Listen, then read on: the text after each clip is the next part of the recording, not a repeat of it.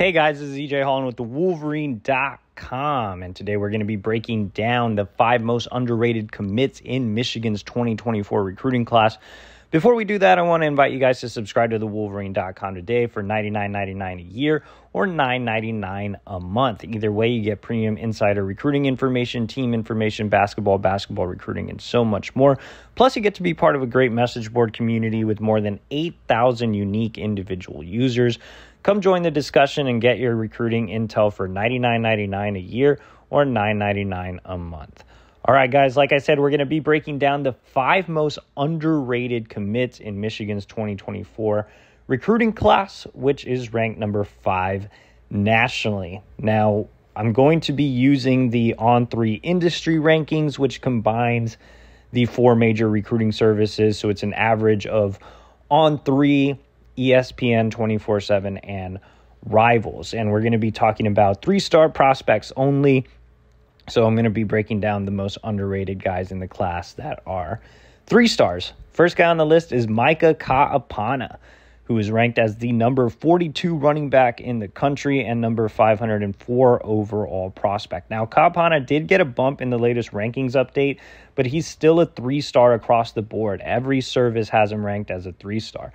Now, Mike Hart went out to Las Vegas in the spring, identified Kaapana, made him a priority, and pushed for a commitment, even with top 100 running back Taylor Tatum still on the board. If you guys remember, Tatum was set to make an official visit to Michigan in late June, and Hart said, you know what, I'm just taking Kaapana. That's how confident he is in what Kaapana can become. And look, I think Mike Hart is a great identifier of talent and really found a gem here in Micah Kaapana.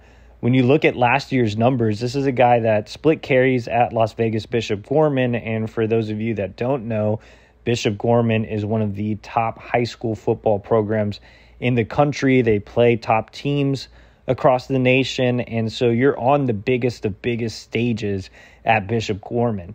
He carried the ball just 70 times, but he had 1,000 yards rushing, 15 touchdowns, 4 more touchdowns catching the ball as well. So he's a great complement to top 100 running back Jordan Marshall. Jordan Marshall, really strong runner, great between the tackles. Kaapana gives you some juice. He's explosive. He's a home run threat. He can catch the ball out of the backfield. I think Kaapana is in for a monster senior campaign. Like I said, he's on a huge stage at Bishop Gorman. Now as the full-time starter, I think he can double those numbers. And if he does, I think he's going to shoot up the rankings. It really wouldn't be surprising to see him end up in the top 300 when it's all said and done. All right, the next recruit on the list is 3-star defensive lineman Manuel Beagle out of Choate Rosemary Hall in Connecticut by way of Germany. So Beagle is actually listed as an interior offensive lineman. He's ranked as the number 63 interior offensive lineman, the number 807 overall prospect nationally. But he is projected to play defensive line or along the defensive line at Michigan. Mike Elston, Michigan's defensive line coach, was his lead recruiter. Michigan offered him last year after he camped in front of the staff on campus as a part of the PPI Dream Chasers tour that is ran by European guru Brandon Collier, who trained some of the best prospects in Europe. Now, if you've watched some of Manuel Beagle's training clips with Collier this offseason, you should definitely be impressed. I mean, he's 6'5", 282 pounds, looks extremely agile and athletic. He's running a 4.8 40. Athletically, he passes the test. I've seen Beagle twice live, and at 6'5", 282 pounds, this guy does not have much fat on his body. He can carry a lot of weight at the next level. It wouldn't be surprising to see him end up as a bigger nose. Like, Michigan really likes height at the nose position, length at the nose position, and guys that are, you know, around 330 pounds or 350 pounds like Kenneth Grant. They like bigger nose players, and Manuel Beagle can be that. I think he projects more as a 3 technique right now, but his body can be shaped in a lot of different ways under Ben Herbert. And, I mean, for me, he's just so athletic. He's just a freak when you look at pure athleticism. But he's obviously green. He's new to the sport. He's only been playing football for a few years. Last year was his first year playing high school football in the United States, and he played exclusively along the offensive line.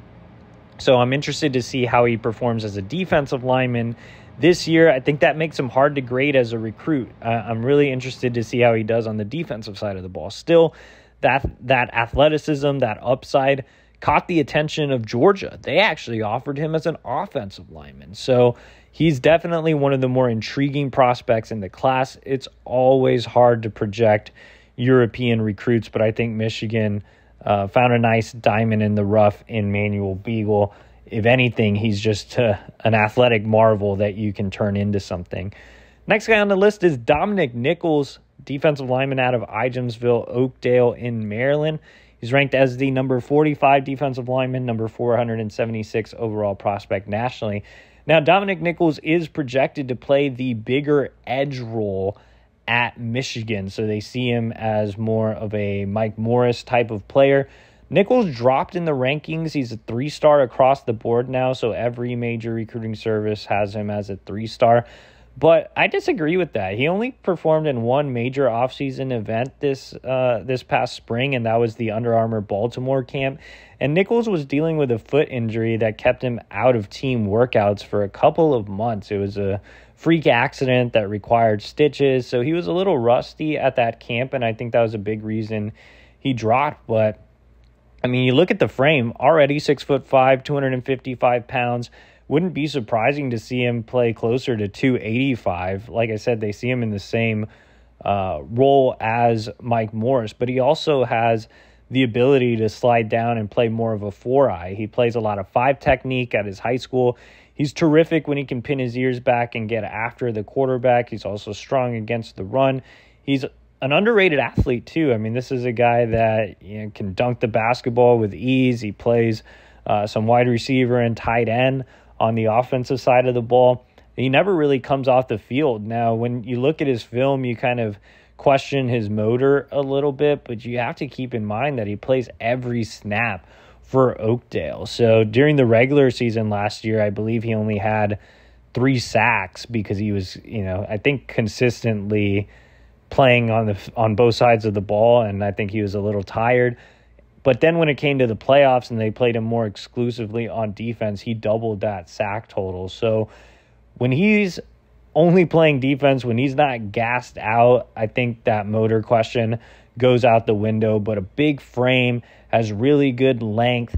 He's not necessarily a super athlete, but he's just a really, really solid athlete and a really, really good football player. I think he has the potential to be a multi-year starter as that bigger edge, or like I said, spin down to 4-eye if needed.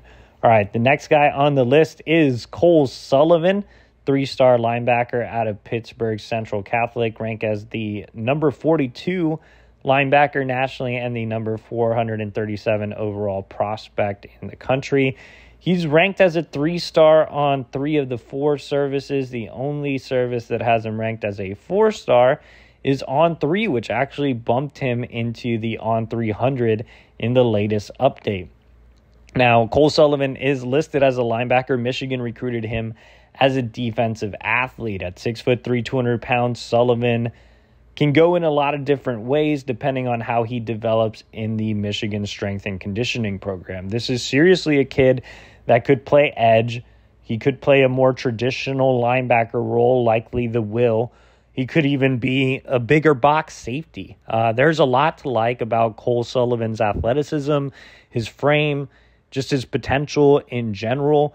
I think he is just a big, fast, strong kid that really excels on Friday nights. And I think Michigan can turn him into something. Michigan's a great fit for tweeners or, positionless athletes like Cole Sullivan because they have the secret weapon or not so secret weapon of Ben Herbert in the strength and conditioning program. But they also have great developers of talent when it comes to the actual coaching staff. Jesse Minter, has a brilliant football mind and obviously has NFL experience. And I think he can use a guy like Cole Sullivan in a lot of different ways. He doesn't necessarily have to be pigeonholed to one position. So I think Cole Sullivan has the potential to be a true difference maker on the defensive side of the ball for Michigan.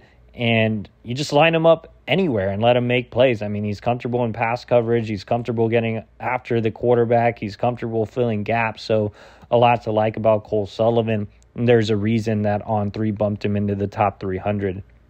Last on the list is Owen Wafle, defensive lineman out of Princeton Hunt School in New Jersey, ranked as the number 38 defensive lineman in the country and the number 419 overall prospect nationally. Now, Wafle is listed at 6'2", 267 pounds. The dude is definitely much closer to 290 pounds. I had a chance to go see him in May. Just met up with him and his coach at his high school. And, I mean, his coach was straightforward and was like, is this kid 267 pounds? And I was like, no way.